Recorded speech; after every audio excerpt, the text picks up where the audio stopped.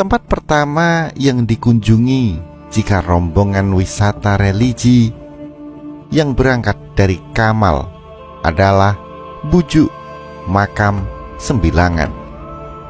Lokasi Bujuk ini adalah berada di dekat objek wisata Menara Mercusuar Bangkalan. Bujuk Bilangan, begitu masyarakat Bangkalan menyebutnya. Ini adalah berada di tengah komplek pondok pesantren yang juga bernama Pondok Pesantren Sembilangan. Tempat ini hanya beberapa meter dari bibir pantai ujung Barang, Pulau Madura. Menurut kabar, bujuk ini ada hubungannya dengan bujuk yang ada di Batu Ampar. Bujuk Sembilangan ini berada di sebelah utara Masjid Pondok Sembilangan. Di kompleks pemakaman ada pohon besar menjulang tinggi. Kalau dilihat umurnya sudah ratusan tahun. Seutas kain putih dengan bordiran huruf Arab bertuliskan Syekh Haji Abdul Karim menutupi nisannya. Di dekat makam dibangun tempat untuk berziarah dan kemarik putih lengkap dengan atap yang melindungi peziarah dari hujan. Di samping makam juga ada kolam yang sepertinya sudah sangat tua. Terlihat airnya sudah keruh dan tidak pernah digunakan lagi. Ke timur arah bujuk ini sekitar 20 menit perjalanan menggunakan mobil sampailah di Bujuk Sarak. Kawasan ini sangat unik. Letaknya dikelilingi tambak yang sudah mengering karena memang masih berada di kawasan pesisir barat Pulau Madura. Bujuk Sarak ini mempunyai keunikan yang tidak ditemukan di bujuk dimanapun. Di depan bujuk ada sebuah gardu menjulang tinggi seperti untuk mengintai musuh, terbuat dari kayu yang masih kuat sampai sekarang. Di pintu gerbang terdapat patung Pancasila yang seolah menyambut peziarah yang memasuki kawasan ini. Sebuah replika Ka'bah di tengah-tengah halaman, dua patung harimau dan meriam seperti penjaga kawasan ini dari serangan musuh. Di dalam ada 3 makam berjejer, sebuah kaca hitam dengan tulisan Arab bertulis paling timur Sayyid Abdullah. Di tengah ada makam Siti Maisyarah dan paling kiri tertulis Sayyid Syarifuddin. Di belakang makam ini ada sebuah batu yang konon digunakan untuk bertapa. Kedua, Syekhona Khalil Bangkalan, sang pencetak Waliullah. Sebuah masjid besar nan megah dengan kubah yang berwarna emas mengingatkan kita pada kubah Masjidil Aqsa di Palestina. Terletak di desa Mertajasah ke arah barat alun-alun Bangkalan. Dahulunya di sekitaran masjid masih menyatu dengan pondok pesantren. Namun karena semakin banyak peziarah yang berkunjung setiap harinya, kawasan wisata religi di Syekhona Khalil ini direnovasi hingga tampak seperti saat ini. Pohon-pohon kurma yang ditanam di pinggir-pinggir jalan semakin melengkapi keindahan kawasan ini. Serasa ada di kawasan Timur Tengah. Tepat di bawah masjid ini bersemayam wali Allah yang termasyhur dari Madura, Syekhona Khalil Bangkalan. Sang pencetak Waliullah dari Bangkalan konon menjadi orang Indonesia pertama yang menjadi imam di Masjidil Mekah Al-Mukarramah. Berikut peninggalan beliau yang bermanfaat bagi umat sampai sekarang. 1. Pesantren Jangkibuan.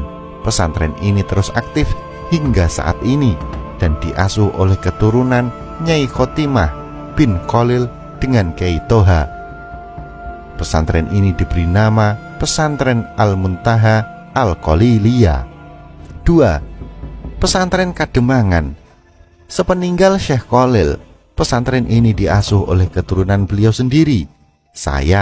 Kami dari KKW Channel mendapatkan 3 nama urutan pengasuh pesantren Kademangan, yaitu Kyai Abdul Fatah bin Nyai Aminah, binti Nyai Mutmainnah, binti Imron bin Khalil, kemudian Kyai Fakhur Razi bin Nyai Romlah, binti Imron bin Khalil, kemudian Kyai Abdullah Syahal bin Nyai Romlah, binti Imron bin Khalil.